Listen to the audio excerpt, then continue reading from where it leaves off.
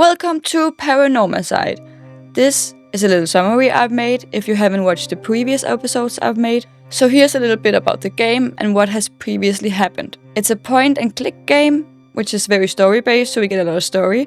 And it's about the Seven Mysteries of Honjo, which is about resurrecting people. We start the prologue off by meeting a guy named sooooo, and he is very much single and very much looking for a girlfriend.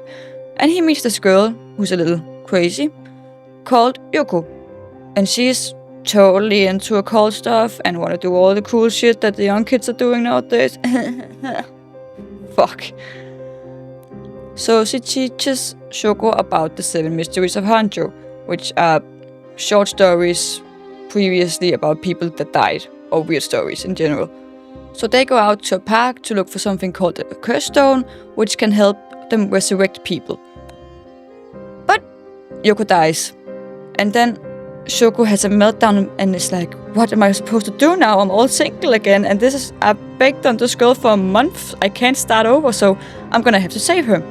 Luckily for him, he becomes a curse bearer, which means he can resurrect Yoko. He just has to gather enough soul drags to do so.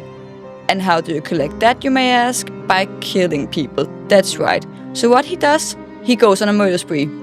Yeah, and to tell it in short terms, he gets 100% soul drags, but we don't really know what happens after that because we don't see it. And then after that, you see the story chart open up, which means you can go back in time and work through all the different stories. So then we go back to the beginning, we save Yoko at first, but then we end up dying anyways. And that's how the prologue ends. So then we start the real story with Harue, Tetsu and Yaku, which are people he previously killed in the prologue, but we get to hear their story and see how that goes. We start off with Yaku, and we find ourselves at her high school, where she is with her friend Mio in front of a spirit board, trying to reconnect with their dead friend Michio. She wants to talk to her to hear if she actually committed suicide like the rumors are said, or if something else happened. And they find out she died in an accident. So then Yaku gets all crazy and is like, I have to save her, she didn't want to die. But luckily for Yaku, she also gets a curse stone, so now she can go kill people to resurrect Michio. But then Mio's all like, no, please don't do it, I'm clever and stuff. And that's basically where we left off. Oh, shit. Yoko, how I missed you.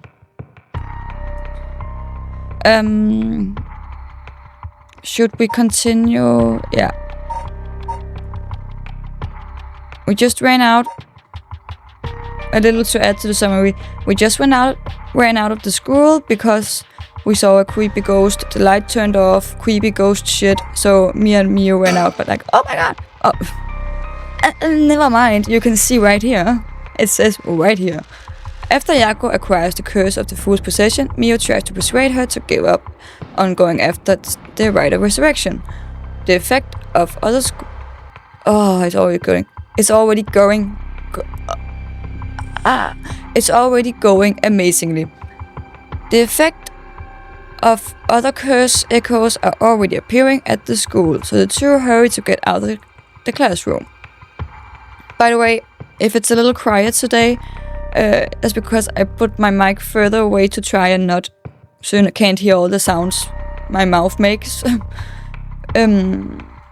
Like when I open my mouth and stuff like that.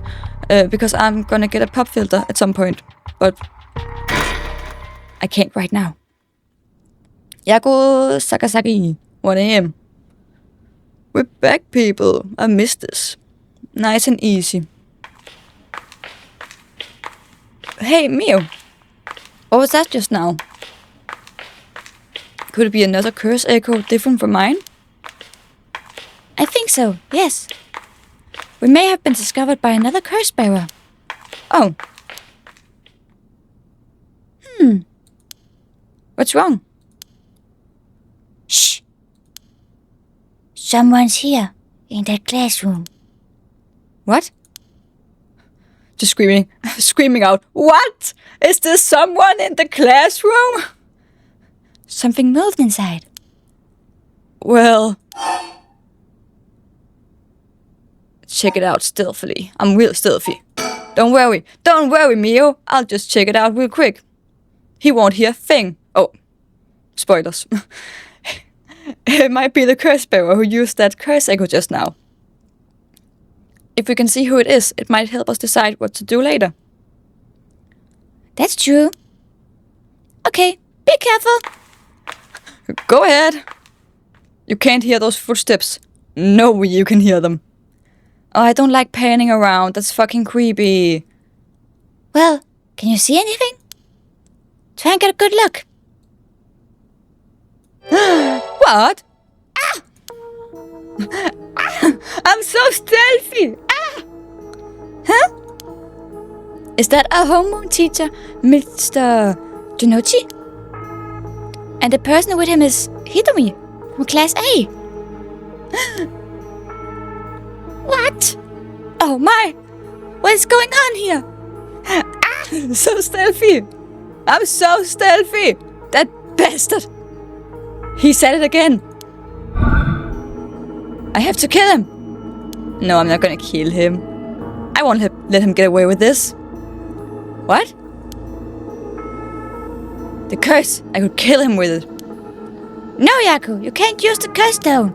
What's gotten into you? Resist it.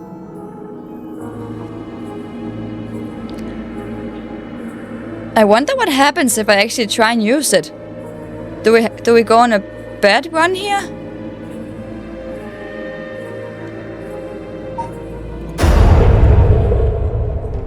Hey! Die, Mr. Junichi. What is the sound? No! Yaku, stop! You'll kill Hitomi too! I have to do something! I have to do something! Hey! Over there! Who's there? Ah! I was seen! It didn't work! That was the wrong voice! Run! Hurry! I got so switched up in the voices. Persons of interest updated. Open up. Check page. Kohei Junichi. Male. Occupation. High school teacher. Curse echo? Kohei is an English teacher and the homeroom teacher for class 2C at Komagata High School. He was seen alone with Hitomi Okura in a classroom late at night by Yaku and Mio. Kohei was an honor student and top of his class back in his high school days. That's true. It's like people that are prom queen and prom king, they top at high school, then it just goes down from there. The apple of his parents' eye. He was placed under immense pressure to attend a first-rate university. The family's plans came to naught. However, when the pressure caused Kohei to sink into a deep depression and fail his entrance exam. Even at the university he was able to enter, Kohei struggled to keep up with his classes, leaving him a vain but wounded young man. Kohei never aspired to be a teacher, but figured it was the least he could do with his talents. Those who can't teach people, remember that. He considers his students to be beneath him and largely looks down on them all. What a great person. Hitomi Okura. Female, high school student, curse echo. Oh, is that blue, brown, or red? I'm confused, but she looks cute. I'd hit it. How old is a high school student in Japan? If she is of age, I'd take her. Hitomi is a rebellious student in class 2A at Komagata High School. On the rare occasion when she does show up to school, she skips all her classes and spends her time hanging out at the rooftop with her fellow troublemakers. Hitomi is regarded by the teachers as one of the worst offenders among the delinquent students attending Komagata High School. Hitomi was a fairly ordinary student when she started high school, however, troubled at home in her first year had her take a turn for the worse. She began associating with a group of delinquents from other schools, with whom she'd wander around town at night to avoid returning home. Warnings from teachers about dress codes and conduct violations have fallen on deaf ears, with Hitomi going on reactionary rampages around school with her friends. breaking windows and disrupting classes. Recently, some teachers have taken to using harsher measures and even corporal punishment to correct Hitomi's behavior. But this has only served to exacerbate. Exacerbate. Yes, that word. What? The animosity between Hitomi and the school. Hitomi is widely regarded as the teacher. Yes, as the teacher. Hitomi is widely regarded as the leader of the troublemakers at Kodogata High School, but the title does not mean much to her. Because she's cool, so she doesn't care.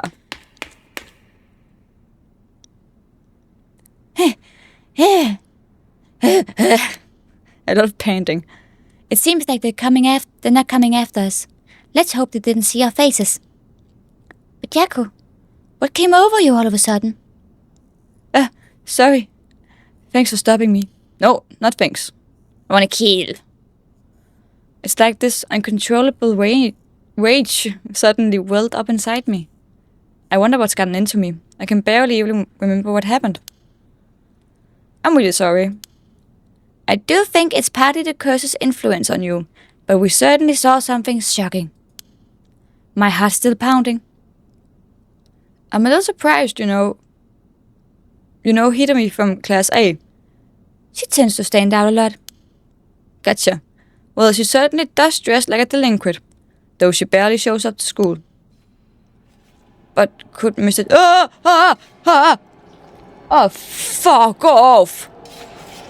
Could Mr. Jinochi and Hitomi really be a curse? Oh, just stop it. I don't know, we should be careful just in case. Yeah, just run. Yeah, go. When I get the signal, run. Go straight for the entrance, don't look back no matter what. Huh? Why? Did something happen? Something happened, didn't it? What about you, Mio? I'll be fine. We'll meet up outside the school gates. Bye! If I'm not there in 10 minutes, go straight home, okay? Okay, go! Wait.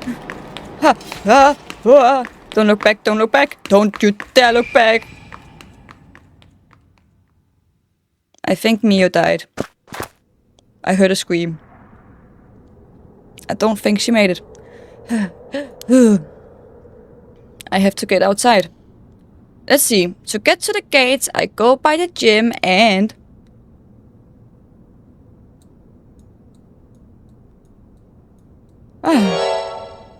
Oh, fuck's sake. What are you doing, miss? Hello. You shouldn't be here this late. Don't you know what time it is? Oh, Mr. Ashimiya. Well, if it isn't little Yaku. Anyway, students aren't supposed to be outside playing around at night. School janitor, Makoto Ashimiya. He's a male. He's a janitor. Maybe he has a curse echo. We don't know. Makoto is a janitor at Kumogata High School. His predecessor was nearing retirement, so he began working as his replacement about 6 months ago. Makoto is popular among the students for his friendly and caring nature, going so far as to remember the names and faces of all those attending the school. He is affectionately known as Old Man Ashimiya. Although he appears to be a simple, amiable man, Makoto's occasional shrewd remarks have led to speculation among students that he may have led a far more interesting life than it seems. Whatever the truth may be, he will be remembered as one of the 7 mysteries of Kumogata High School for some time to come. Haha, puns. I know you're rough around the edges, but I didn't take you for one to act out like this. I'm sorry. I forgot something back in the classroom. No sass today, huh? Realized you were in the wrong, didn't you? I don't know what his voice is. I'm trying to figure it out, as you can see by my accent changing all the time. Yes. Forget something in your classroom, huh? You're a piece of work. But you don't have nothing with you. Oh, is that so? Wait, you do. Was that in your hand? Huh? This is what I forgot. I got it from my grandpa. It's really important to me. Girls these days sure have weird tastes. Well, okay, better head home if you're done. I won't tell on you. No, wait, I can't let you walk home all alone this late. Alright, wait just a little, I'll hurry and lock things up. But... Huh? What's this?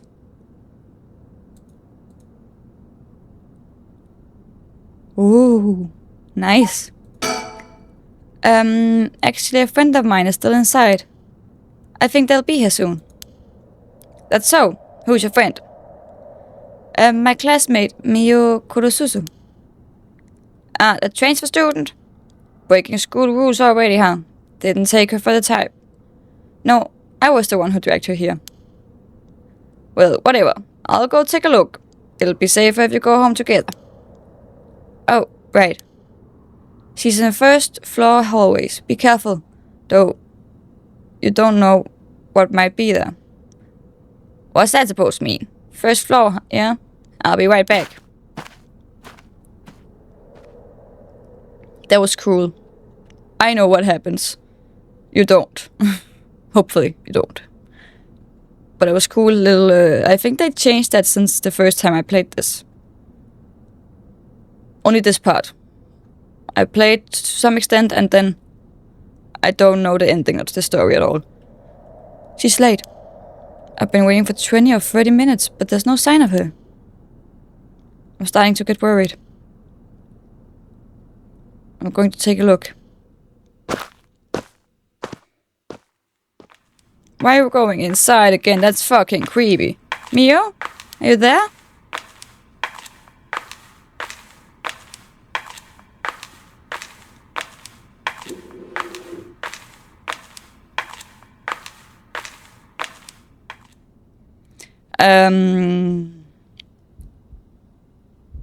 Don't worry, she just got her period. It's fine. Huh? It's just a period. Look, don't worry about it. Very crazy period.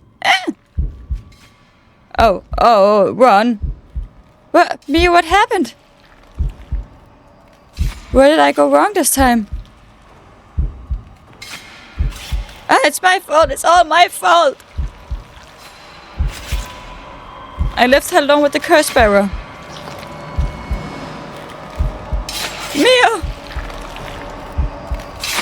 Scheiße. Okay, I get it. I'm sorry. The truth is...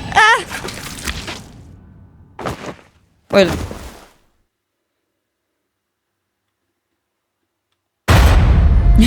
Yaku Sakasagi. Deceased. Great. Amazing. My Alicia. Can I change my name? I don't think I can. No. You seem to have arrived at a less favorable result. But this was bound to happen. There is someone who must not be trusted. Once you have an idea of who it is, be sure to come back. I'm sure you'll see what you need to do differently. It is difficult judgment for Yaku Sakasaki to make, you see. This chapter will remain incomplete for now. I recommend you try another route. Now then, until next time. That's why the text was different. Last time, I think I switched back and forth between these, and then I got another result in this one. So we have to do this one to change this one. But let's take the boring one first out of the way. I think this episode is very, long threaded, or what it's called. When the son of Haruo Shigima was kidnapped and a botched investigation by the police resulted in the child's murder. 1 year later, Haruo has hired a private investigator to help resolve the unsettled case. Late at night, while speaking to the detective at her home, something strange suddenly appeared. Med frod. May those who mock fires perish in flame. Kill them. Kill them. The flame bearers. Kill them all.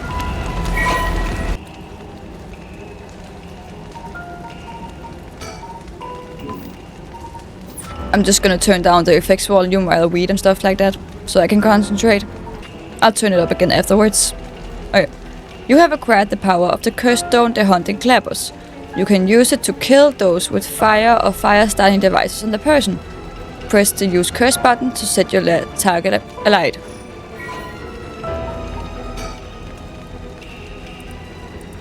We'll read this afterwards, just because then we can...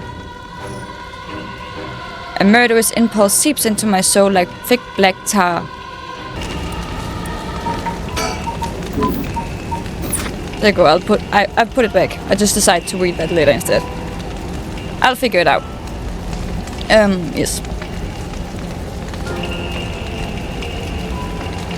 Now. Kill.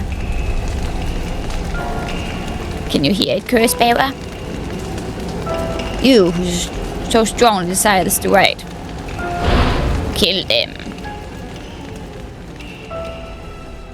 I would just like to point out that Shoko, the main character in the prologue, he didn't really desire the right that much. It was just he only knew Yoko for a month. It wasn't that deep. I'm gonna go make some coffee because my throat starts hurting. I will be back.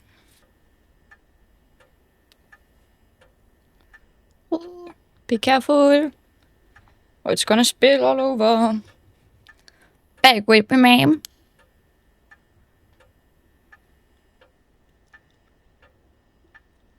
Can't say I understand what just happened. But it certainly seems to have put you in a good mood. This might be the first time I've ever seen you really smile. She's so disgusting to look at. Sweet dreams. Harue Shigima. Sex, female. She's a housewife. Kursako, the Hunting Clappers. Harue is a housewife who resides in a manor near Shumoku Bridge. Her 11-year-old son, Shuichi, was kidnapped and murdered about a year ago. The death was the result of a mistake on the part of the detective assigned to the case, a mistake which enraged the kidnapper and had him cut off all contact with the police, leaving no room to negotiation. The incident was covered up, and Shuichi's killer remains at large, leading the aggrieved... Is that a word? Aggrieved? Harue to call on the services of private investigator Victor Kai to uncover the truth. The Shigima family came from a line of samurais who built their residence in Honjo during the Edo period. They assumed important positions in the police force, allowing the Meiji Revolution, thereby protecting their family elevated status. Even today, many in the Shigima line work as police bureaucrats and senior police officers. Harue's father sits in the upper echelons of the National Police Agency, and her husband, adopted into the Shigima clan through an arranged marriage, is also a highly respected agency official. However, as her family prioritizes work above all else, it wasn't long before Harue's marriage grew cold. Though she wants for nothing. What does that mean? She is isolated from her neighbors and withdrawn from society. Seeing her son grow into a young man gave Harue a purpose in life, but it was cut short by the kidnapping incident. Following the incident, Harue spent many days in a deep depression, breaking into sudden fits and shouting and wandering around in the middle of the night. Her cheerful, loving disposition faded away, and she took to making snide remarks to her husband, which only further soured the relationship. A few months ago, Harue's husband was transferred to another area for work and now rarely returns home, with Harue left to live in a large empty mansion alone. As a housekeeper who has been with the family for a long time comes in to take care of all the housework, Harue has nothing but time on her hands. That's so sad. No. Not dreams. Sounds like something I might want to hear about. And then we look at all the things here. I'm pretty sure...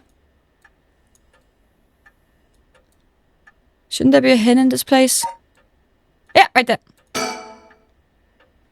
Well, I'll be damned. Is that what I think it is? Goodness, you made me jump. It's just a little stick on my sun guide from somewhere or other. He put it up just before. Well, you know what happened. I still can't bring myself to take it down. Let me take a closer look. I knew it! It's Head Honjo from way back in set number 1. This is the real collector's item. Excuse me? Don't tell me you never heard of the mockingbirds. Mockingbirds, that's what it was. The what? They're the hottest new craze. Cute little birds dressed up like rough and tumble delinquents. I've never heard of them, but this certainly seems to matter to you. The best part is, nobody knows who made them. They just started showing up around town, and soon enough, they'd won everybody's hearts. The story goes that they're made by some anonymous artist who covertly leaves them behind in specific locations. No one knows when or where they'll show up next. They're basically an urban legend of sorts. To think one would turn up here of all places. This is a good sign, I'm sure of it. Oh well, that's nice. The mockingbirds. These popular bird mascot stickers seem to pop up everywhere. Nobody knows. Be in the right place at the right time in Honjo, and you might just be able to find all 20 of them scattered around. Let it has it. Collecting them all will bring good luck. So, I have to collect all 20 to get, like, maybe the good ending? I guess. Anything else? Why, God, my head works wonders. I can just spin all around. Television. I have just learned about these TVs from school. This is what they call a CRT, cathode ray tube television, which uses raster scan and stroke scan to make the image on the screen. I'm so smart. Can I get a Nobel Prize now? A color television. Father brought one as soon as it hit the market. He likes to have the latest gadgets. Unlike the latest models, there's no remote control. We've had it for a long time. Back when it was new, we all gathered around it and marveled at it as a family. But with father and my husband being away so often, it quickly fell into disuse. Clock. The swinging of the pendulum echoes through the room. It feels livelier than usual with Victor here. Usually, it's just me. Me, myself, and I. Chandelier. The lights. The chandelier is the only thing in here that is my choice. It's my favorite part of the room. It's cute. I would like this in my home. Not in this home, it doesn't match this home. But my future home. This is cute. You're kind of creepy, sir. Can you not look at me like that? A fax machine! It can send images to other places along the telephone network. I don't really know how it works. Most houses don't have one. I rarely find use for it. Rotary phone. The telephone. This mansion has a private line. Hanging scroll. An old hanging scroll. I don't know who painted it. It's been hanging here since before I was born. Flowers. An arrangement of flowers. We bring in someone to do it. I don't even know what the flowers are called. Stereo.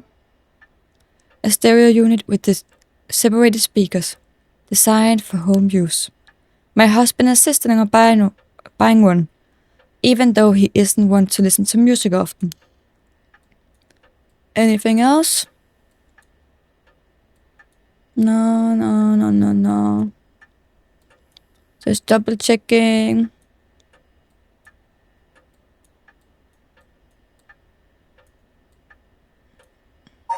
Think. My heart's still racing. This is it. My chance. At long last. Talk. Let me bring you up to speed. We're in the middle of a chat when you suddenly started spacing out. And the whole time you were grinning to yourself like you just won the lottery. Care to tell me what that was all about? Well, where to start? Chandelier. Interesting. Very interesting. So the haunting clappers caused curse echo appeared out of nowhere. Told you to perform the rite of resurrection and gave you the curse you'll need to do it. Have I got that right? That's right. So it's all real. Honestly, I still find it hard to believe. But I guess I have to now. I saw that coaster. I saw that curse stone appear in your hand myself. It looked like it popped clean out of thin air. With evidence that clear, there's no denying that there's some supernatural force at work.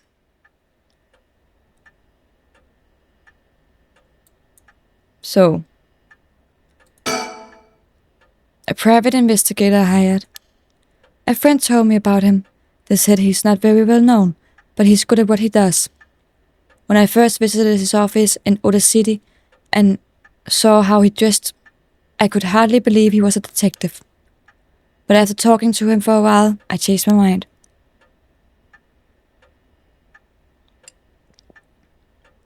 He says some strange things at times, but he seems like the reliable sort. Richter Kai, male, private investigator, curse echo, none. The eccentric man that Shoko Oki ran into at Honjo Bridge. Richter is actually a private investigator with an office in Oda City, Tokyo. After taking on a request from Hade Shigima to investigate the unsolved kidnapping and murder of her son, he gets caught up in the events surrounding the rite of resurrection. Once a police officer, Richter was racked with guilt over the police's inability to help all those in need, and quit the force to start his own private investigation firm.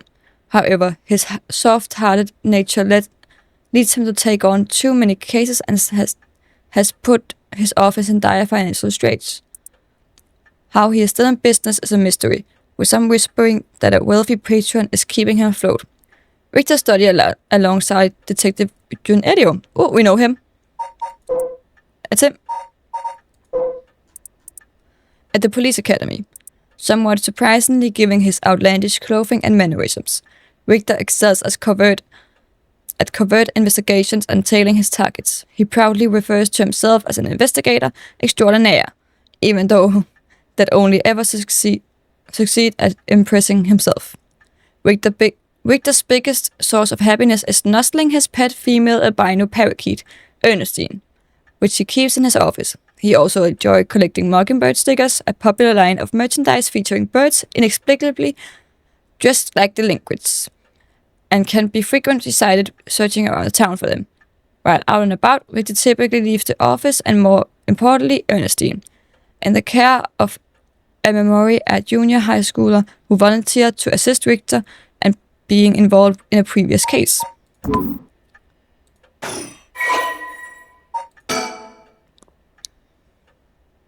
Oh, it's his agency, Asude Hedon Agency, Richter Kai's private investigation firm in Kamagata, Oda City.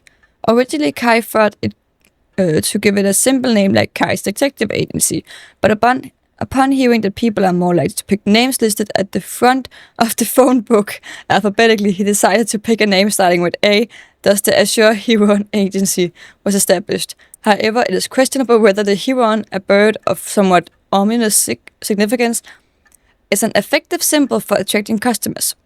Even his own assistant has referred to the name as confusing at best. After all, rather than Azure Huron, whatever, Richter keeps a white parrot as a pet and dresses not in blue, but mostly in white. If there was a symbolic connection to be made here, no azul, like azul, the color blue. I get it now, just in a different way of saying it, in a different language probably.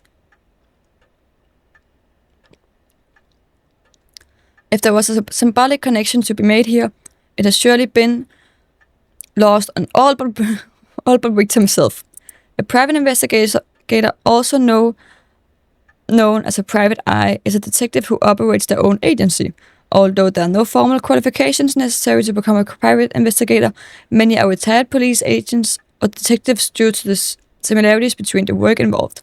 At a glance, private investigation firms and inquiry offices might look similar, but they carry out different types of investigations. Inquiry offices specialize in conducting credit checks on businesses, while private investigators are generally involved in tailing persons of interest and gaining information surreptitiously.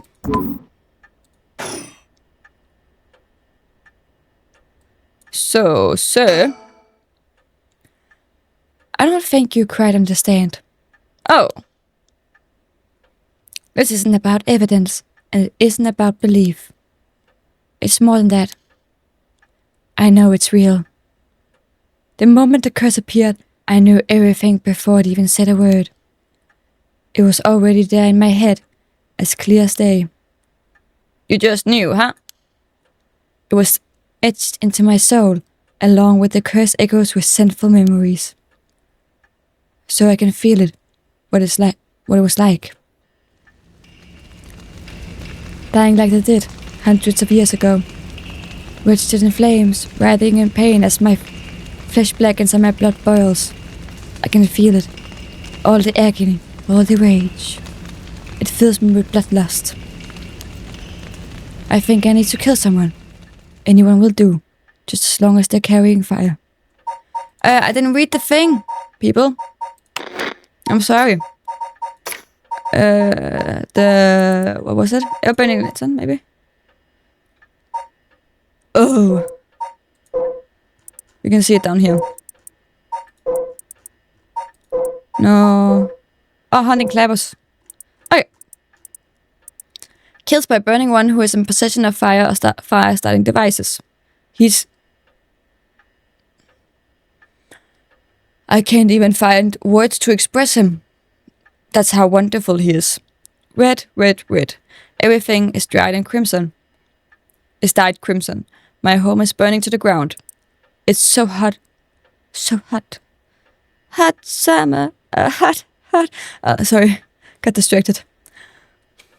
I must call for help, but I cannot speak. My throat must be burned up from the smoke. No, I think I'm already on fire. That's right. I'll just use the clappers. Clack, clack. Is anybody there? Clack, clack. Why is no one coming? I'm going to burn to death. How did I come to this? Oh, right, her. It must be the work of that vixen who appeared suddenly and enchanted my lord. That witch, those hauntingly cold eyes who had my lord dancing in the palm of her hand. Perhaps I was also taken in by her. How many innocent people did I lure in under orders? This must be karma. The sound of heavy bell. It feels like my head will split open. I hope it's the clock in the game, because I feel like I can hear a clock and we don't have one. Right, the evening bell. That must be why nobody can hear the sound of my clappers. I got to do it louder. Clack, clack. I have to read this quickly. And if you haven't seen the other videos, we can go through it together. As the evening bell rings in... This is just a legend. The other thing was the actual story underneath. As the evening bell rings in Idiecho, near present-day Shumaguku Bridge, a night watchman patrols the dark streets and announces his presence by shouting warnings about fires, all the while striking his wooden clappers. But tonight the sound of another set of clappers answers back. He curiously claps his clappers together again. Clack, clack. The echo answers again. But no matter how hard he searches for the source of this second pair of clappers, he never finds it. Some say it was the work of mischievous tanuki or kitsune, while others say it was a warning from those spirits of someone who lost their life in a terrible fire. That may be her.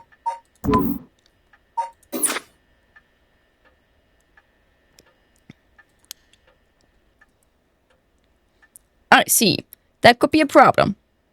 You think so? From what I know of you. I was sure you'd see it as an opportunity. A little hint to those that saw the first episode, I think. I'll just explain it anyways. We met him on the bridge. He asked for a lighter from Shoko. That's why he asked if he had a lighter. So if he could use it against him later and kill him for his soul drakes. I figured that out while I rewatched my old videos because I had to make a summary of the game. The stronger the desire to resurrect someone, the stronger the urge to kill. That's how it seems to me anyway. Good grief. Talk about a spanner in the works. I say we take stock for a moment, remind ourselves where we come from and where we're going. That might be a good idea.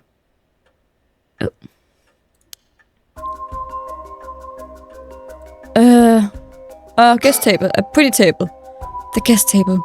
I don't know where father got this old thing from, but I've never liked it. We can talk to him again.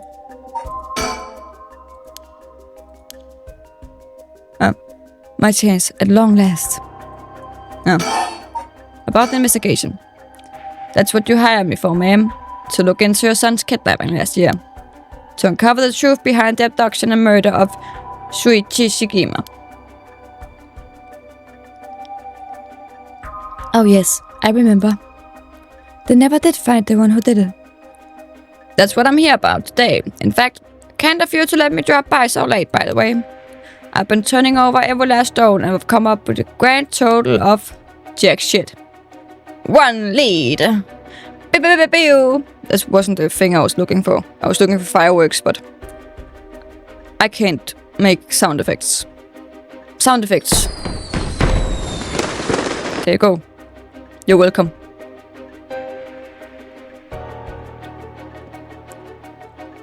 So you said, as far as the police... that's not me. As far as the police are concerned, it's a cold case, but I've managed to make some headway. I remember. You were just about to tell me. Shit. The Shigima kidnapping overview. A kidnapping and murder case that took place in Honjo, Sumida, around 1 year ago. Haruo Shigima's son, Shuichi, age 11, was kidnapped on his way from school with a ransom being demanded that same evening. Initially, the kidnapping was thought of as a simple extortion scheme, but when it came to light that the Shigima family was closely tied to the police and Shuichi was in fact the grandson of a senior official, it was quickly assumed that the perpetrator was acting upon a grudge against the police force. The kidnapping was treated as a direct attack against the good name of the police, and a large-scale investigation was launched that used the best equipment available to trace phone calls. This made it all the more embarrassing when they were unable to catch the culprit, losing the public's confidence. The culprit grew cocky, relentlessly mocking the police force. After 3 days of failure after failure, Haruo reached a breaking point. Spurred by concern for her son, she resolved to hand over the ransom money as fast as possible. But her husband and father, who had the prestige of the police in high regard, refused, saying that they would not let the criminal win by giving in to their commands. The increasingly forensic detective assigned to the case lost a temper when the criminal called to give an ultimatum, causing the culprit to never make contact again.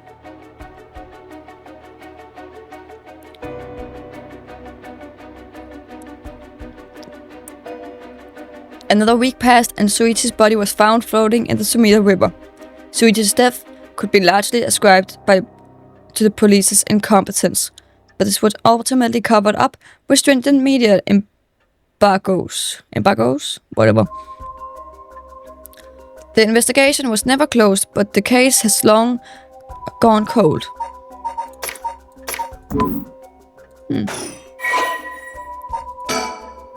Oh, he's so cute! Shuichi Shigima. Shit, man, that scared the living hell out of me. If you couldn't hear it, there was a very loud bike that drove by. Way too fast, by the way. What the fuck that drove? This is a 50 kilometers an hour, so that just went like 80 or something, I think. Shit, that was fast. Sorry. Got off track here. Kursako? None. No shit, he's a little child and he's dead. The only son of Haruo Shigima was kidnapped and murdered 1 year ago. His body was recovered. Yeah, we know that.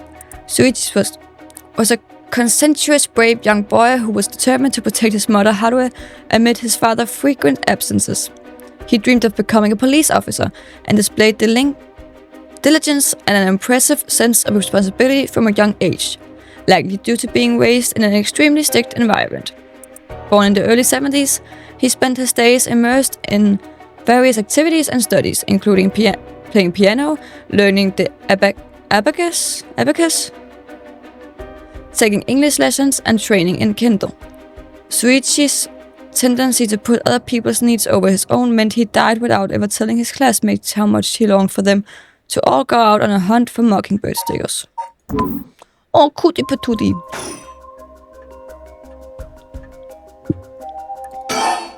Oh shit. About the investigation. You know, we still need to figure out exactly what you want me to do. Tell you what, why don't I tell you what I found, and then we can make a decision. Alright.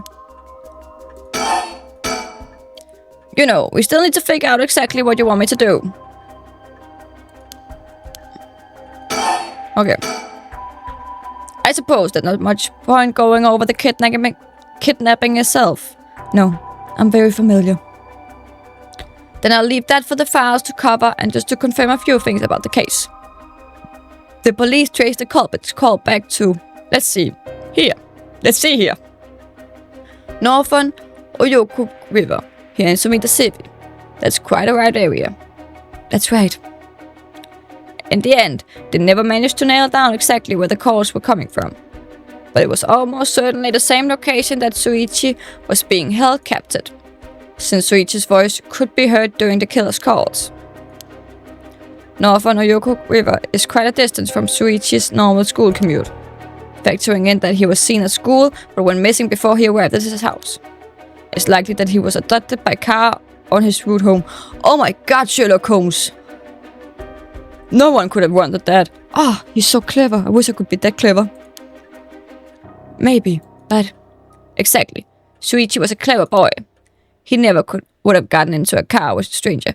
You know, he could have been taken. You can just take a child, then not that fucking heavy.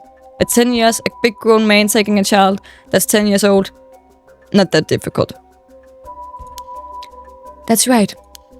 I was very firm about that. I know he understood too. I even saw him warning the other children. It's possible that they forced him into the car. The only issue there is there weren't any witnesses to the kidnapping.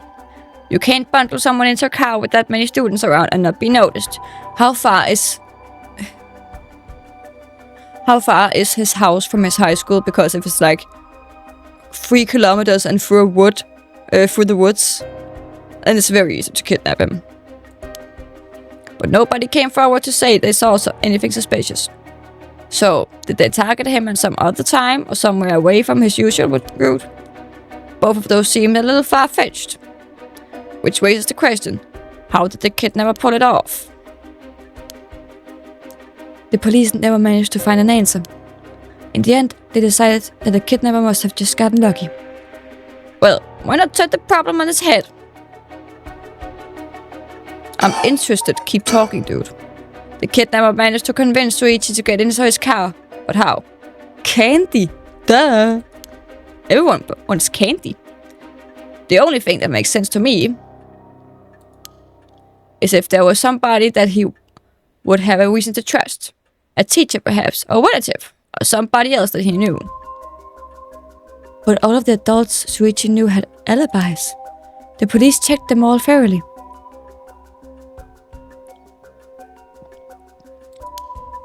They did, huh? No one throws numbers at a problem like the cops. But what if it wasn't someone he knew? Or rather, what if the culprit disguised himself as a police officer? Okay, fine. I'll give you your detective hat back. That's pretty good. That would explain why he didn't find them suspicious. The Shigima family has close ties with the police after all. He would have had a reason to trust them. You might be right. But surely, that couldn't have. Well, there's a problem with the theory. You'll be surprised how much police officers stand out. That's all the point after all. They're meant to be visible deterrent against crime. That's a pretty good idea you have there. But there's another interesting little bit of trivia I happen to know. When you ask people to imagine someone suspicious, nobody pictures women or children. True. Even kids who've been warned about stranger danger often subconsciously expect that danger to look like an adult man. You know what? Story time. When I was about 11 years old, I was waiting at a bus stop right by my school.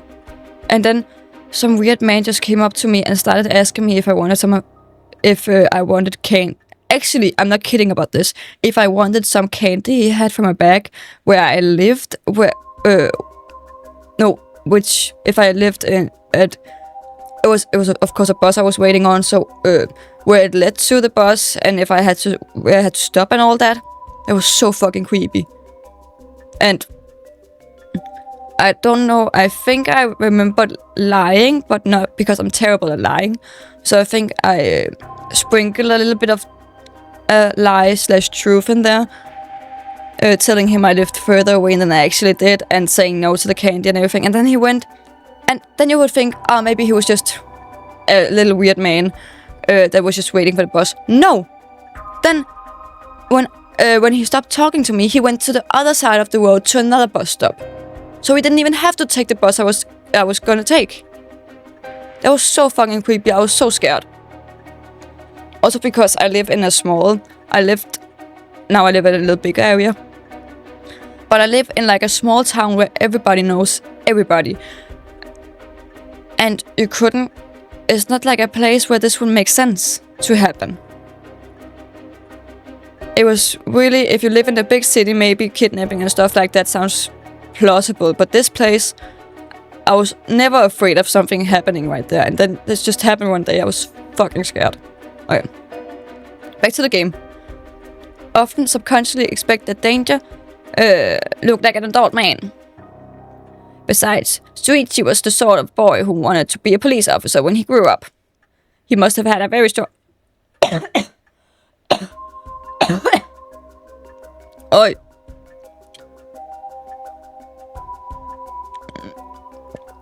Oh, my throat. He must have had a very strong sense of right and wrong. That's right. Wait, surely you can't mean... Now you're getting it. If I say a young woman approached Shuichi asking for help, what would he have done? If someone like that said they were lost and asked him for directions, would he have gotten into a car? He might have. My husband always told him that a man had a duty to watch out for women and children. You could certainly argue that kind of attitude is outdated nowadays. But if Shuichi believed it, then we might have something here. Then you think the culprit was a young woman? But it was a man's voice on the phone. She might have been an accomplice, or maybe she didn't even realize she was being used. If anything, that would explain why she hasn't come forward. She herself might not realize she had anything to do with the case. Clever man, clever man. So the question is, did anybody see Shuichi speaking with a young woman on the day of his disappearance? See, what I said about people's biases, that goes for witnesses too. And I figured that maybe, if I start asking new questions, I might get some new answers. So I spent my day asking around Shuichi's school route, seeing if anyone had seen something. And one man thought he had. Do you mean he saw it happen? Well, I can't say that for sure yet. But it turned out he wanted something from me, so he asked if he could talk in private. Ooh, flashback. Several hours earlier. Alright, this should do. There's no one around. We can speak in confidence. Excuse me, what was your name again? It's the teacher! Junichi. Got it, well, Junichi, I'm all ears. Just so we're on the same page. You're a private detective investigating Shuichi's Shigima's kidnapping. Do I have that right? Of course. What else do I look like? How should I know what a private detective looks like? Oh, I forgot. I'll tell you straight. My life is in danger. I need your help. You'll excuse me if that caught me off guard a little bit. Let me ask you straight. Who is trying to kill you? A student called Michiyo Shiraishi. Interesting. A schoolgirl, eh? Sounds like you've been naughty. Oh, you naughty boy. Do you have a... Wait, I was just looking something up because in my language we use if you directly translate it to English, it's called a Spanish, not a Spanish word. So that's what you used in back in the days with spanking children when they weren't behaving in school. Is there something equivalent to that in English? I wonder. Well, onto it. It's nothing like that. That girl, she's a murderer. I'm the only one who knows, but I saw what she did. Michiyo Shiraishi, I saw her kidnap Shuichi Shigima. Oh my god, it all goes together. Come again. I saw her talk to one on the street and lead him away. I didn't think much of it at the time, but then he went missing. She murdered him, I'm sure of it. Or at least she got something to do with it. That's what you're here for, isn't it? Then you can't let her get to me. If that's true, you've been sitting on some valuable information. Why didn't you tell anybody? Well, you see, if you can't explain that, I don't have any reason to believe you. I couldn't. She told me she'd kill me if I spoke a word. You're telling me a schoolgirl had you scared for your life? So you've been sitting on that all the time? And you think she's coming for you now that you've spilled the beans? Yes, that's it, exactly. I'm begging you, don't let her get to me. Arrest her, I'm telling you, she's a demon. Well, you seem to believe what you're saying. But it just doesn't add up. How come a schoolgirl have a fully grown man so terrified? You don't know what she can do. She'll curse me. Curse you? I'm sorry, but you're losing me here. It's true, her house, I forget it, why do you even bother? You seem dubious enough to believe me, but I should have known you never understand. Enough, I'll find someone else to help me. Hey!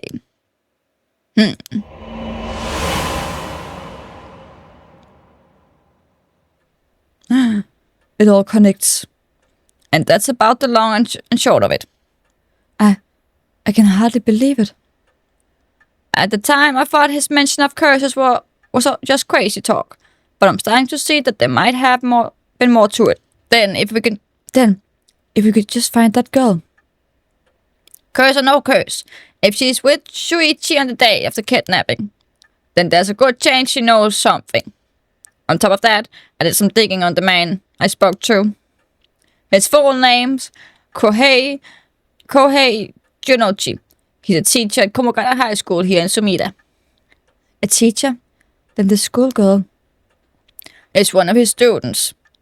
It's one of his students? I think that's very likely.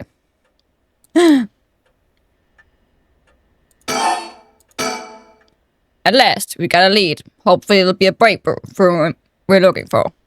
About the weather resurrection. The weather resurrection, huh? I read about that in a cult magazine the other day. Apparently some old books showed up recently with all the gory details. And they saw that the rite can be found somewhere in Honjo. I remember the first time you told me about that. It felt like my prayers had been heard. Like I had hope, real hope for the first time. Ever since that awful day I've wondered. What if I hadn't sent them to school? What if I just paid the ransom? Not a day goes by where I don't think that if I'd done something differently, Suichi would still be alive. You can't blame yourself, ma'am. It was the culprit's fault, not yours.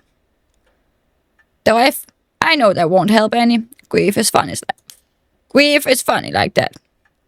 I'm guessing that's why you're after the right. I guess I didn't need to ask. It's written all over your face. I can tell how much he meant to you.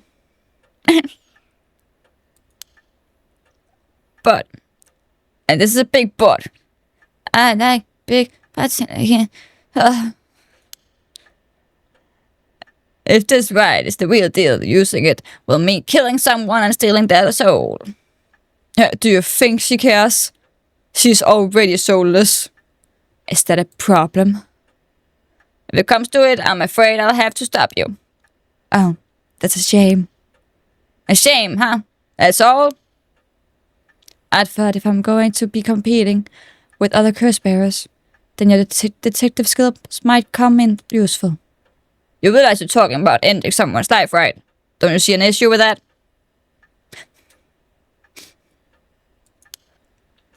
I think any parent in my position would happily kill for a chance like this. That's so, is it? Oh dear. What have I gotten myself into? Oh, dang nabbit. If it makes you uncomfortable, then you won't have to get any blood on your hands yourself. I don't need you to kill the other curse bearers. I only need you to find them. I won't be party to murder, ma'am. Not even for a client.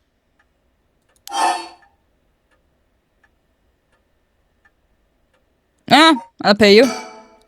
How much can I give you to change your mind? Sorry, ma'am, but not everyone has a price. I've got my policies, and I stick to them. I see. I didn't realize you were so stubborn. Is it because you're a chicken? Are you a little chicken, sir? Buck chicken? Do you not dare? You don't have any balls, sir. Let me say, though, it's not like I don't get what you're going through. As long as you're not killing anyone with your own hands, maybe I can help you out. Yeah, I knew you weren't a chicken. Isn't it a general thing if you call a man a chicken? Then they will prove you wrong no matter what you say. I'm not a fucking chicken. I can do it. What do you have in mind?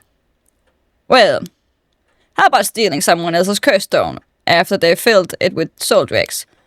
If that was all you were after, then I could lend you my services guilt-free. If the other curse bearers want to kill each other, that's their business, but I'm not trying to be a hero here.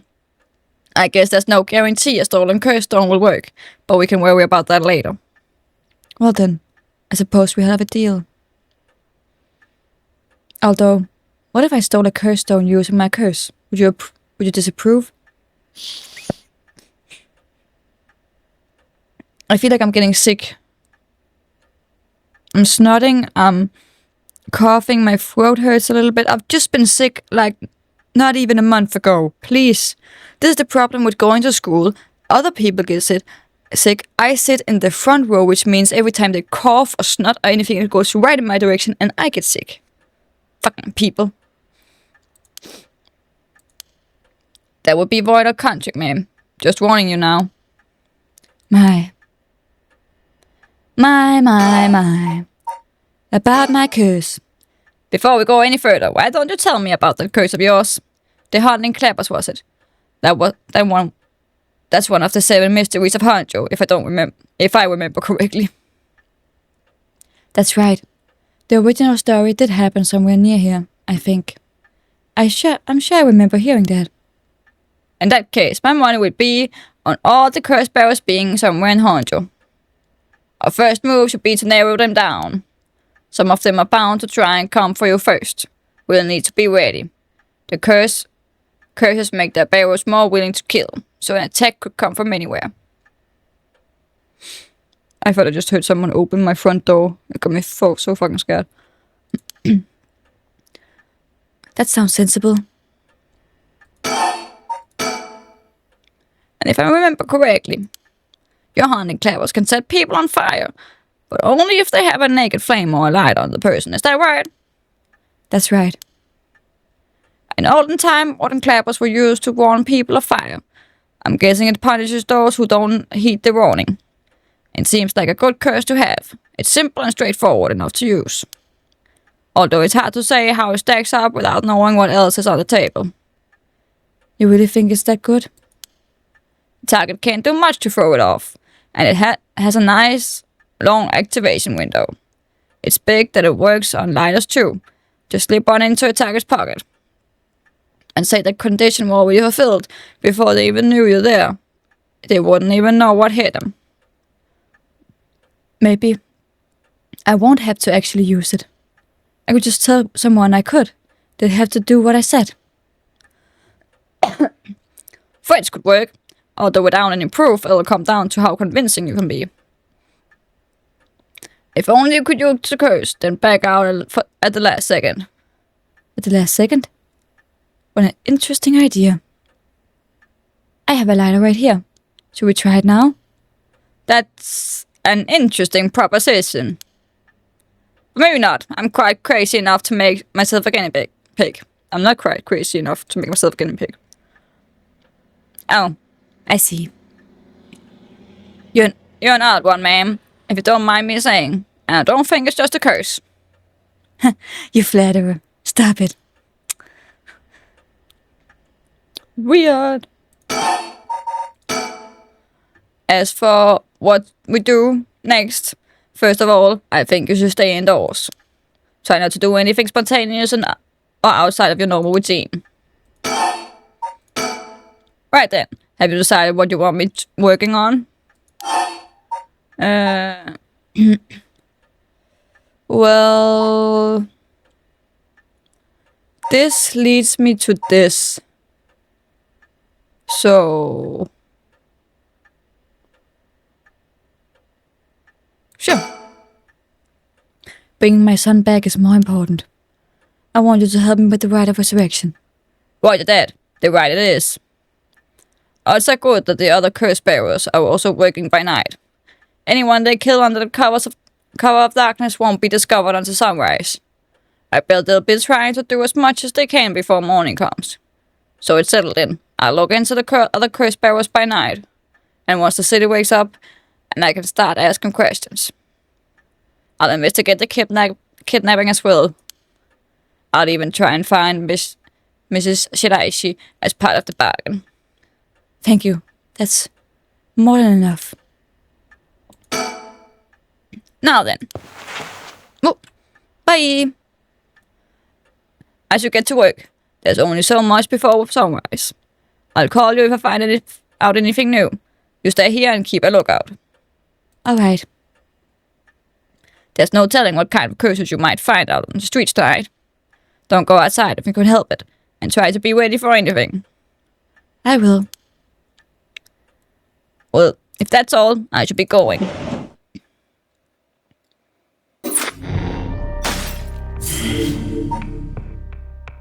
Oh. Nice. Okay, I just took a little 5-minute break because my throat was hurting and I needed a break from talking. I didn't want to end the episode here because we only had like... Did we even read this? Yeah, we read those two and this one, but I also gonna get started on the police officer's story. So let us do that. Tetsu Tsusumi, Chief Inspector of the Metropolitan Police Department, 1st Investigative Division, is investigating the mysterious death of a fellow officer. He visits the scene of the incident, the former Yasuda Gardens, with his subordinate Jun Edio. 11 p.m. Tetsu Tsusumi. Former Yasuda Gardens.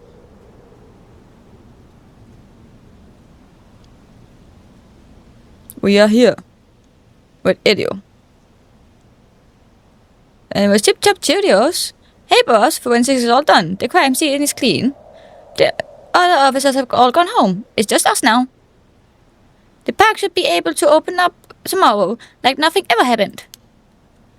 I doubt it'll get many visitors after everything that's happened. You'd be surprised. Lots of people love that kind of thing. I bet they'd be lining up to get in. Our car stuff is really popular, boss, right now. I read 2 lines at the same time. Did you know that, boss? Sounds stupid.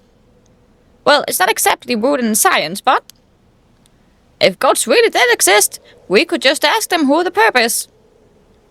Somehow, I doubt it'd be that simple. Oh, you know, I heard that the high school girls are really into the spirit board thing these days.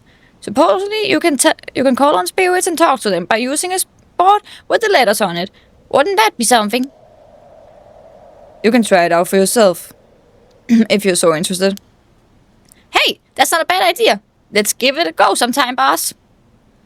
What now? Stop messing around. You really think we're gonna solve this case by moving a coin across a scrap of paper? Sounds like you know all about it. We gotta be open-minded. If that's how police work is gonna be from now on. Are you open-minded?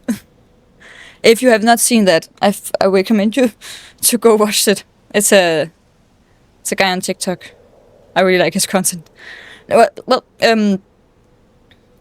moving on. Don't make me laugh. Listen up, Edio. You can go blaming the death of your body on something like the occult. I don't care if it was a ghost of the occult or what. Whoever or whatever it was that did this, I'll get them. I promise you that. I'm sorry that there's a little bit of southern country in all my accents. I'm really trying not to, but it just comes out so naturally. It's the only accent I've ever practiced. Well, you got the right attitude, but we don't even know if this is a murder yet. Biases weaken our judgment. Get too fixated on one thing and you stop seeing everything else. Aye, boss. So, now that we finished investigating the scene, let's review what we know. Now? It's getting late. I figured we'd head straight home from here. Come on, we got to cover all the info we gathered.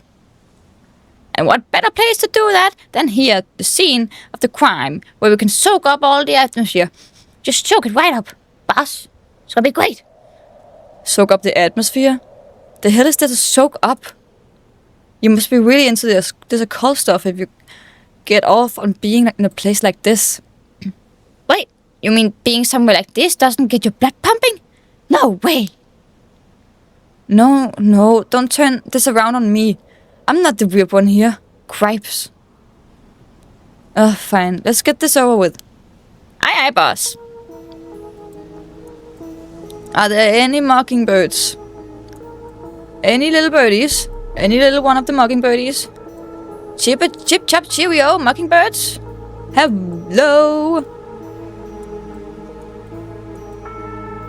Mockingbirds?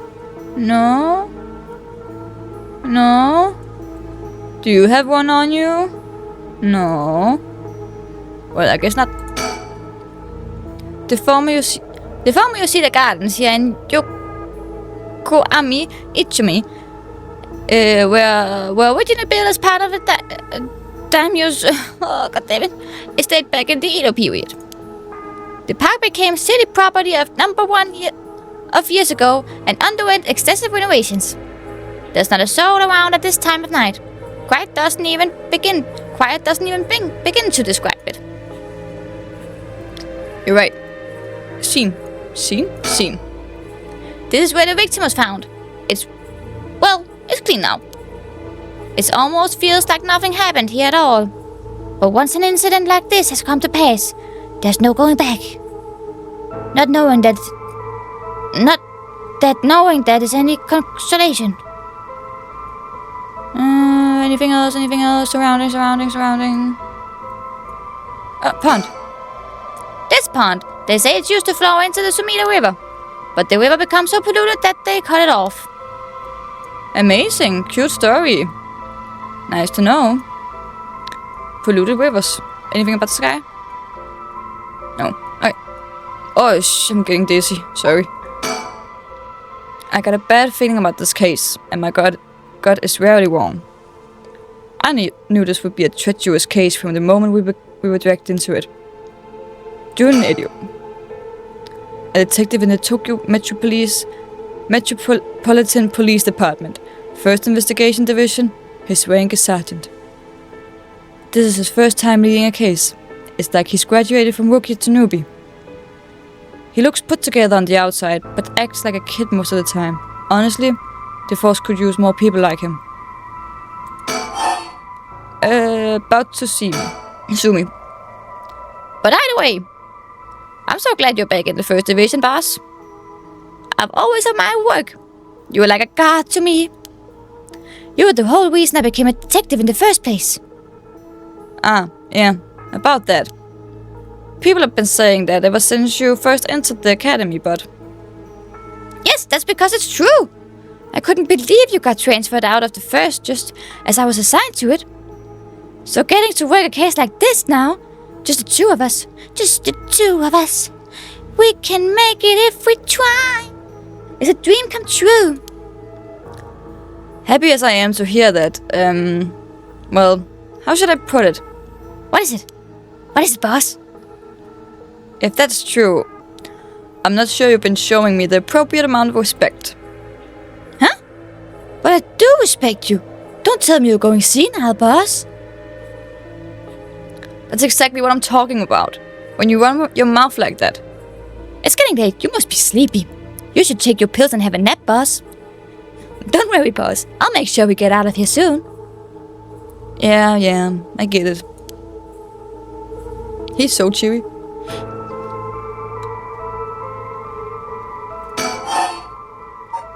About me again. I've been wowed by your good detecting abilities all day today. Oh, really? Funny. I've been wowed by you too.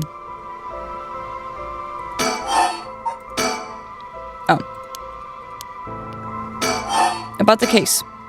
So, early in the morning yesterday. Oh, he looks pretty dead, huh? A staff member found the victim collapsed here in the park and called the police when they realized he was dead. That looks like a curse, huh? While there were no obvious external wounds, the fact that he was a police officer and the evidence of a struggle means it's likely that this was a murder. The Sumida office sent it over to us since it involved a death of an officer, and we're tasked with the investigation. What we need to do is figure out what happened, and whether there was a foul play involved. I think that about sums it up. But, boss? Yeah?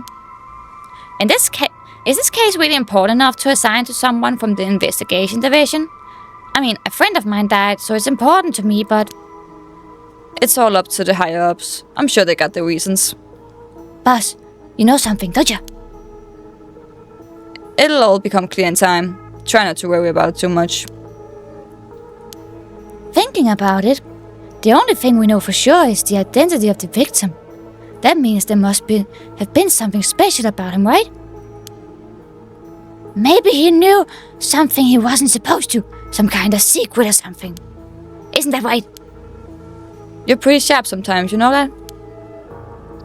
If you picked up on that, you should be able to put the rest together yourself.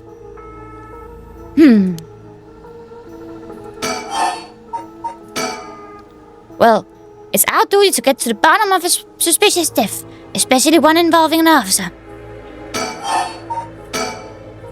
The victim is Hajime Yoshimi. Hajime Yoshimi. Of the Juvenile Division of the Sumida City Community Safety Bureau. 27 years old. Single. Very important. I liked him a lot. We were kinda together. But then he died. Tragically. Now I'm all alone. Is he single too?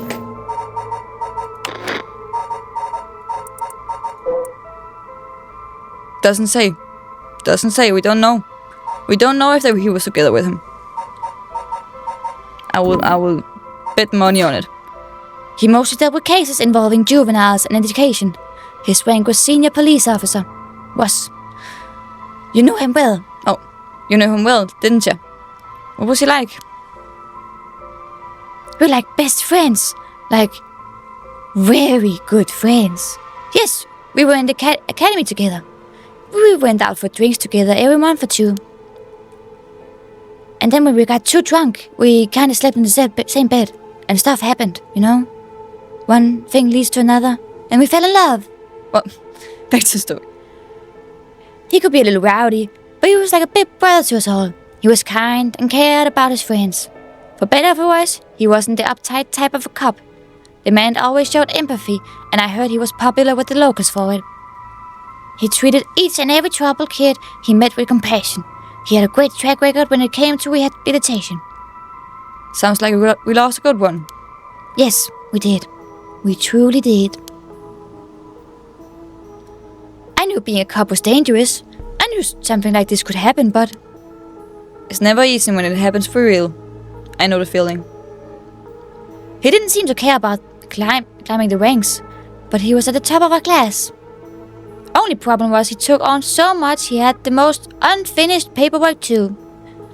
I always felt we needed an unusual guy like him to help us solve all our unusual cases. This. Hajime Yoshimi, male community safety officer. Hajime was a police officer with the Sumida City Community Safety Bureau and was primarily responsible for juvenile and educational cases. He held the rank of head patrol officer and entered the force at the same time as Jun Erio. Hajime was found dead under mysterious circumstances at the former Yasuda Gardens earlier in the morning yesterday. Once a rebellious gang member himself, Yoshimi turned his life around and used his own experiences to connect with troubled youth as a police officer. While his appearance and demeanor suggested a man who was rough around the edges, he was a passionate, loyal, and caring man at heart, looked up as a big brother by his peers. Yoshimi achieved stellar results in his work with juvenile cases, but he constantly sloppy paperwork and less than formal attitude essentially doomed his career and had him writing formal apologies on the regular. He left behind a fiancée whom he had been dating since high school.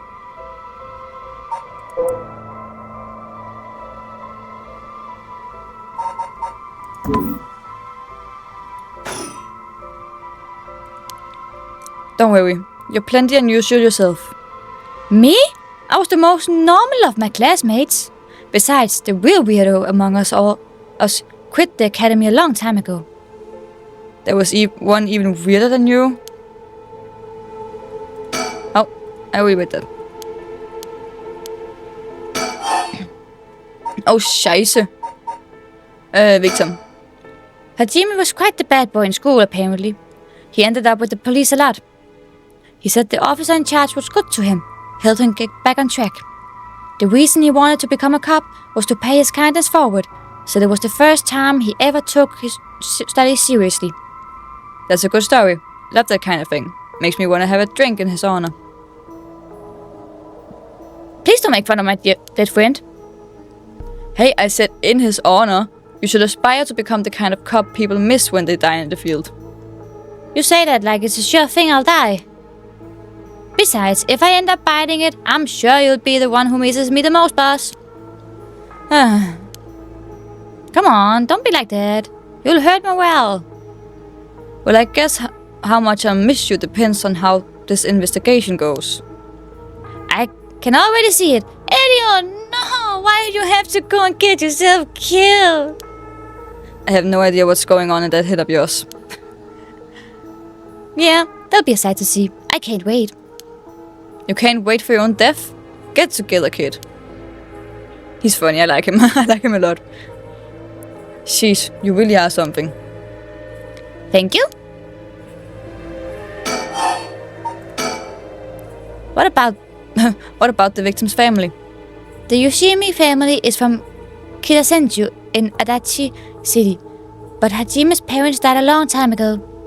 He lived here all alone, no siblings or anything, except me. I lived with him. I loved him. I went to his house a few times for drinks. That's what I said earlier. I called it. You know?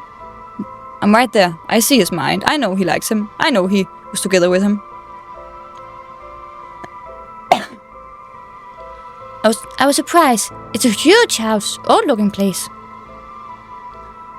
Like, you know, the kind of place that seems super haunted. And he lived there alone? Well, except for me, yeah. It looked like the home of an old noble family. It was hard to imagine him being such a delinquent, living in a house like that. There's that bias I was talking about. If he's from an old family, I'm sure things were complicated. That's a bias too. He never talked about any of that, even when we were drunk. So I didn't know much about it. But we didn't talk much when we were drunk. We mostly just had sex. But never mind that. Oh, one more thing. Yeah? Hajime was engaged. He'd been seeing his fiancée ever since they were in high school, over 10 years. They just started talking about getting married. What was her name again? Junidio? He showed me a picture once. She was a beautiful woman. It's just a cover-up. He's from a strict family, so of course he has a cover-up to pretend to have a female fiancée because his strict old-fashioned family didn't want him to be together with a man. It's all a cover-up. It's clear as day. That's so. How terrible for her. But she may know if there had been anything going on with him lately. We should speak to her. Yeah, his fiancée may have been his only confidant. I'm sure someone at the Sumida Police Department has already contacted her. I'll look into it tomorrow. So about your boyfriend that died. As for the cause of death, we won't know until the autopsy's done. From what I've seen, though, it appeared to be some kind of acute heart failure. But since he had no record of chronic illness and had no visible wounds, it's possible that poison or drugs could have been involved. Dying in the middle of the park like that, it certainly seems suspicious. We found signs of struggle at the scene, as well as footprints belonging to an unidentified individual. We've got people trying to identify those prints. If we can find who they belong to, we might be able to figure this whole thing out. Yes, wouldn't that be nice if that were the end of it? The only thing Hajime had on him were his badge and his wallet in his pockets. So we can rule out a mugging? Muggles? Harry Potter? What? Though there probably aren't many people who tried to mugging a cop as big as him. I also heard that Hajime got into a fair few fights in his younger days. He started judo once he became an officer and rose up the ranks quickly. Sounds like the perp would have to have been pretty strong to take on Hajime. It's probably Hajime.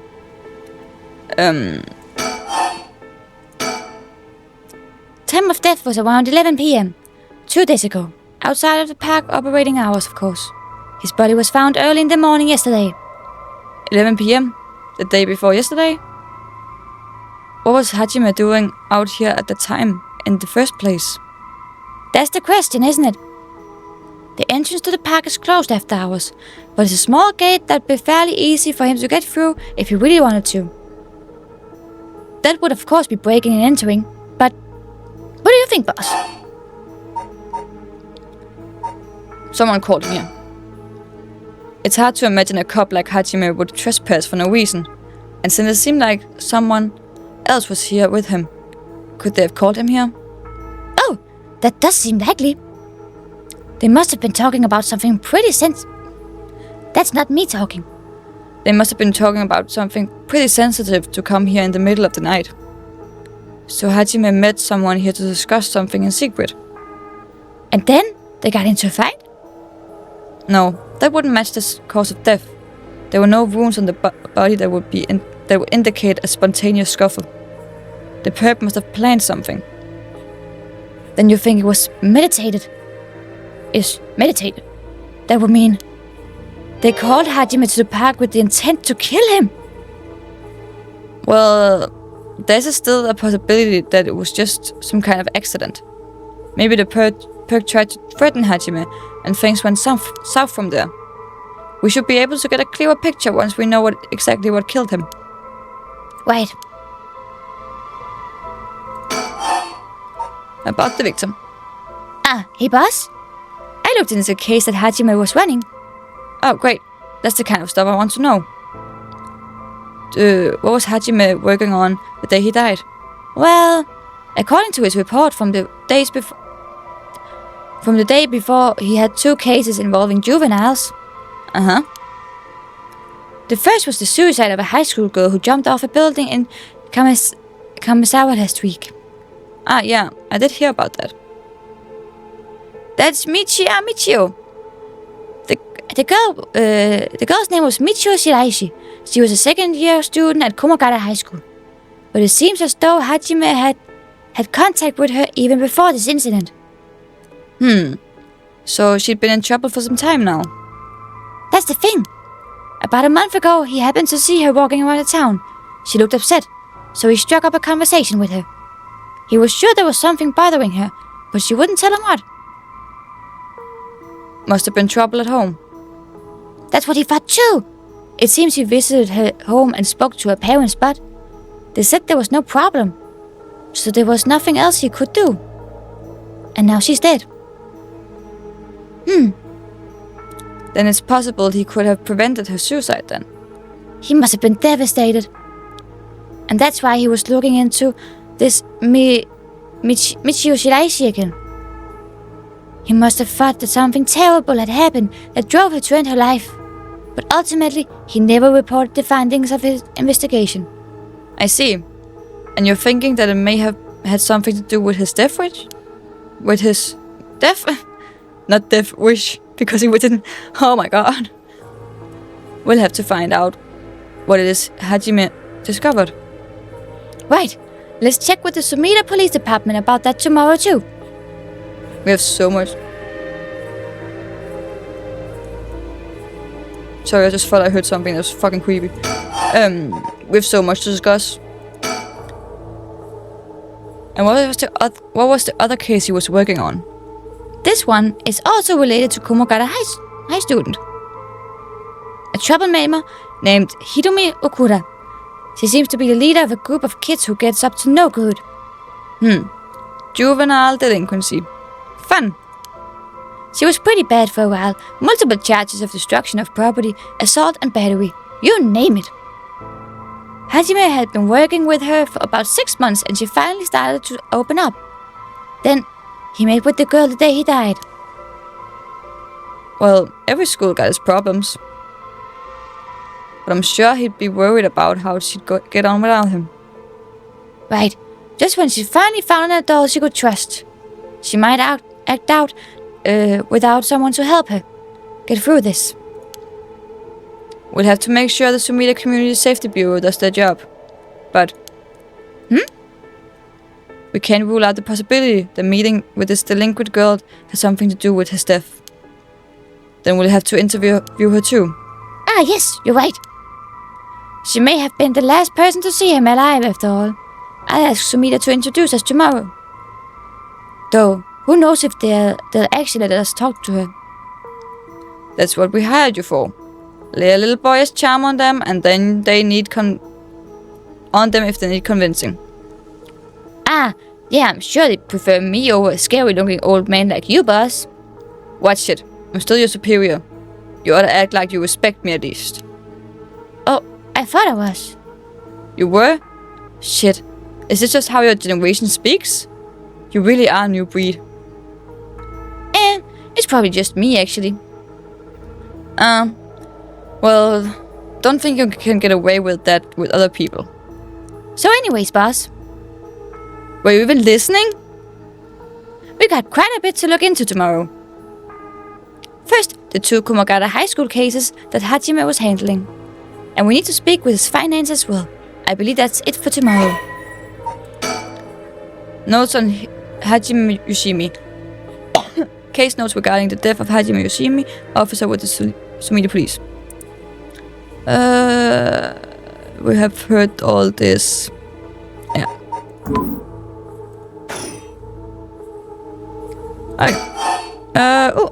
About the occult.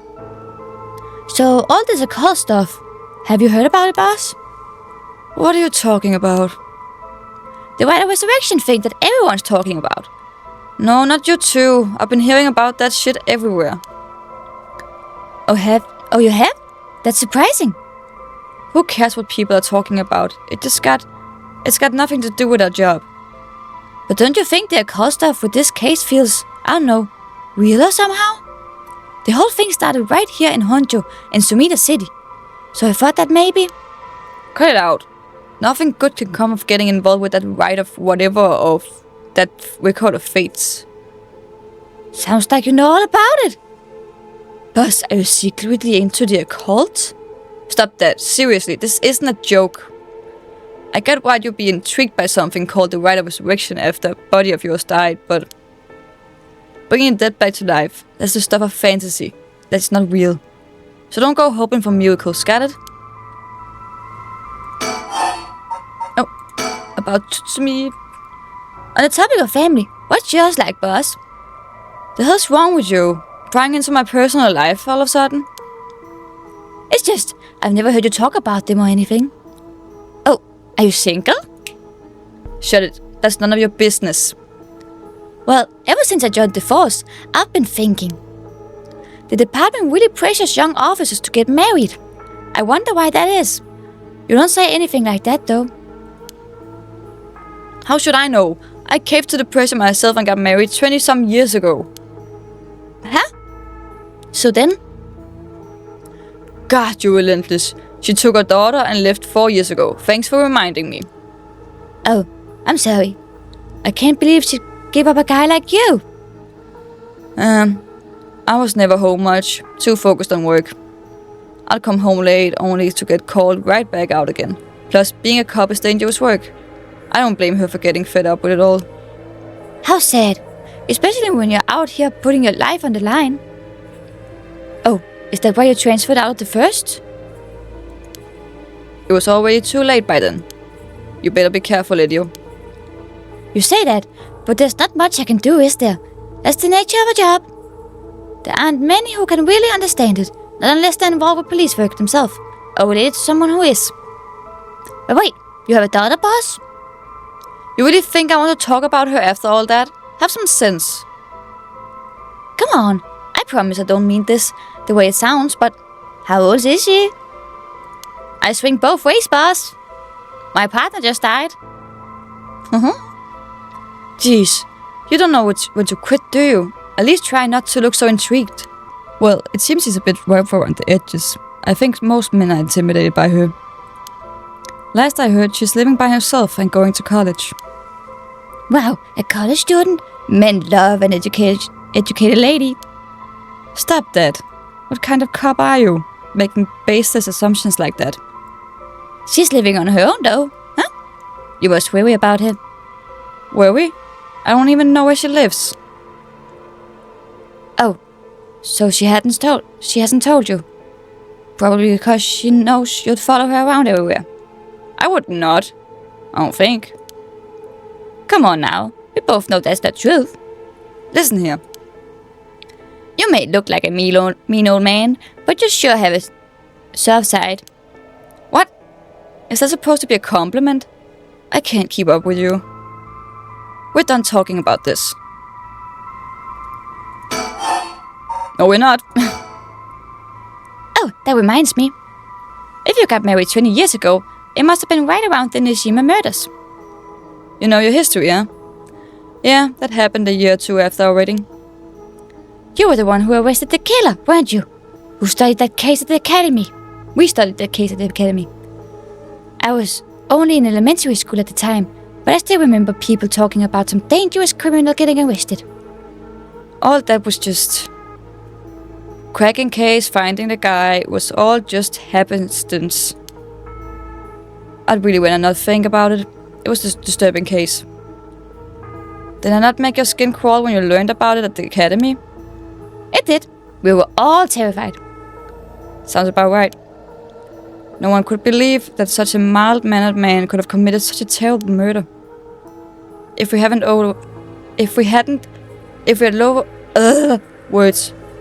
overlooked one little thing, we may never have caught him at all. I think I remember hearing there was only one charge brought against him in the end. That's right. We didn't have the evidence. I knew there was no way such a meticulously planned crime could have been there first, but we may have stuck Fumichika Nishima in a cell, but it was no victory. He always had the upper hand. And all the damage he did to everyone involved, especially the victim's classmates. It's already been 20 years, huh? God damn it. This is why I try not to think about it. I'm sorry. Ooh, Nishima Murders. Overview. A notorious case from over 2 decades ago involving the murder of a female high school student. It first came to the attention of the authorities when part of a human's left hand was discovered floating in the Sumida River. Testing revealed it to belong to a missing female high school student. As it appeared to have been severed deliberately, the police launched a murder investigation. A large-scale search of the river was organized, but the highly polluted state of the water made this impossible. Visibility was poor, the stench was intense, and the divers quickly fell ill. They succeeded in recovering only the victim's head and what happened to part of her leg before the search was called off. At the time of the incident, the Sumida River was as polluted as it had ever been. Neither fish nor shellfish could survive in it, eventually causing the annual fireworks festival to be called off indefinitely. Over the course of the search, the police discovered a number of identified human bones. This caused a stir among the public, as several other young women had gone missing in recent years in Tokyo area, and it was feared that they may have fallen victim to the same fate. Forensic technologies at the time, however, were not advanced enough to determine the identity of the deceased, and so the police were unable to open any inquiries. Due to the overwhelming lack of circumstantial evidence, the investigation ground to a halt until a hitherto, I don't know what that is, unrelated individual came to its attention.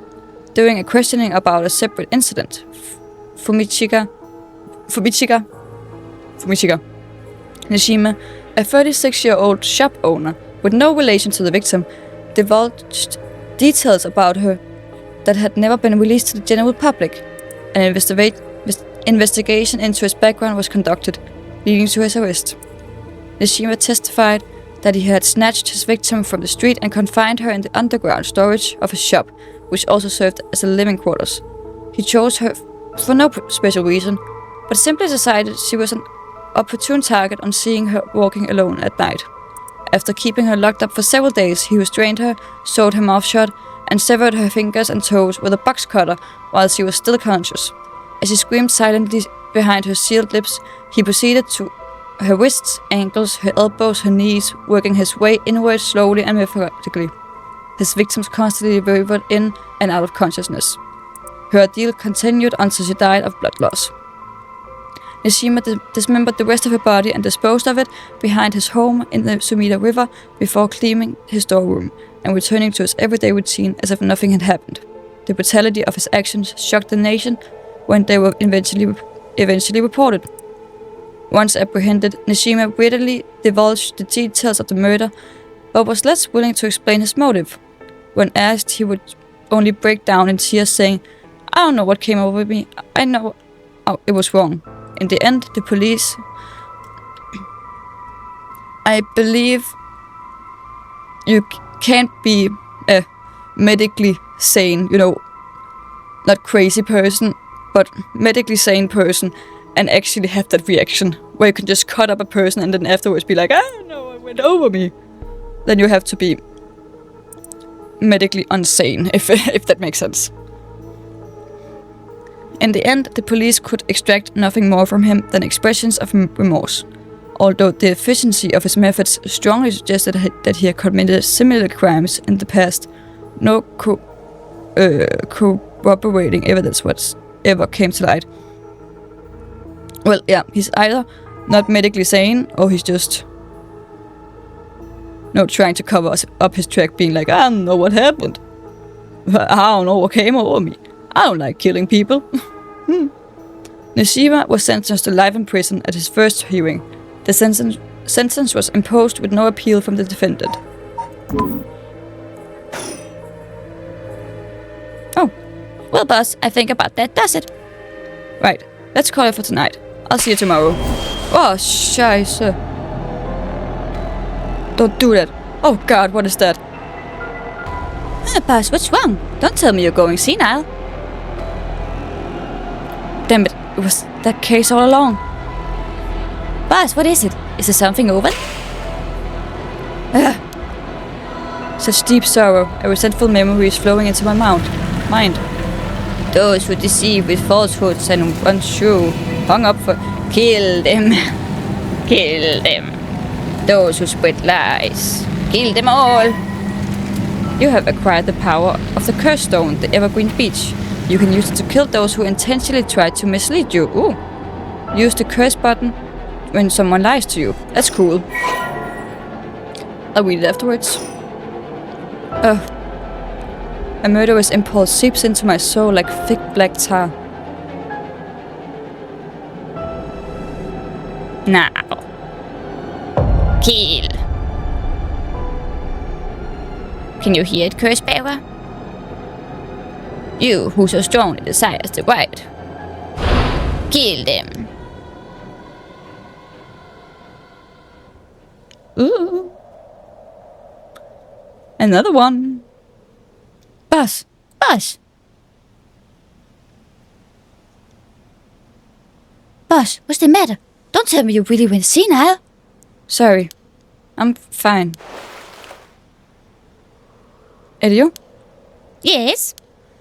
I have some bad news. Oh no, your senility is kicking in. Senility, isn't it? No, we've got a bit of trouble on our hands. Looks like we'll be working some overtime. We're not going home tonight. Huh? What are you talking about? Oh! Let me just read this. 7 Mysteries, Evergreen Beach.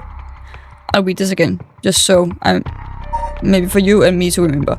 Once upon a time in North Okurabashi, a beautiful beech tree stood in the garden of Lord Shindan residence, now known as former Yosura Gardens. It was so impressive that the house became known among the people as the beech residence. Somehow, no one had ever seen a single leaf fall from the tree. As rumors spread of the eternally green tree, it became known as the evergreen beech. However, this particular species of tree was actually an evergreen, so the lack of fallen leaves was nothing out of the ordinary. This has led to some people say that the strangest part of the legend is in fact that it even became a legend at all. Now to the curse. Oh, that's fucking disgusting. Kills by hanging one who tries to mislead the curse bearer with false statements. Let's just do this, huh? Nice. He deceived us with his so-called right of resurrection. Huh. The man who tricked the people with his fake dark arts swings from a rope. They thought the man had escaped the previous night, but oddly enough, he was found hanging in the garden of the daimyo's mansion that morning. The man, a local named Jinkichi, was known for his kind temperament and skill in crafting netsuke claps. While his life wasn't always easy, he was optimistic, the type to smile through whatever life threw at him. He was the kind of man who would take care of those who didn't have anyone else to rely on. The prosperity that the ukiyo-e boom brought must have been what fanned the flames of his greed. The old craftsman was found in a miserable state as if sentenced to some cruel fate. Perhaps he'd ended his own life, unable to bear the weight of his crimes. But that man tell no tales, and the people thought of him as a bad man even in death.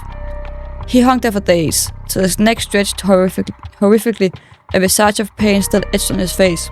It was clear he must have struggled greatly as he died, his flesh marked with dark scars where the rope wrapped around his whole body. The beech tree's leaves do not fall, and neither did the man's body hanging from it. As the mansion's owner was not at home, another unfortunate event. The people held their tongues, fearing divine punishment, but the rumors persisted nonetheless. Shit. Well, then I would end it on the cliffhanger with this story for today. Because my throat hurts, I've read a lot, and I think that's enough for today. So, if you liked the video, please like, subscribe, all that bullshit, and I will see you hopefully next time. Bye!